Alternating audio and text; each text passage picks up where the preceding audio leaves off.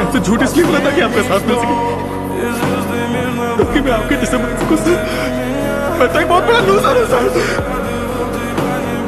मुझे भी लाइफ में कुछ करना था सर।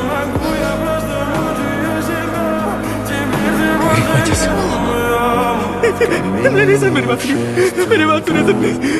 मैं वो मैगजीन्स लाने वाला था, मैं सच में वो मैगजीन्स लाने वाला था। मेरी बात का यकीन कीजिए सर, मैंने इकट्ठा भी कर लिया था सर, और मैं लाने ही वाला था। मैं क्या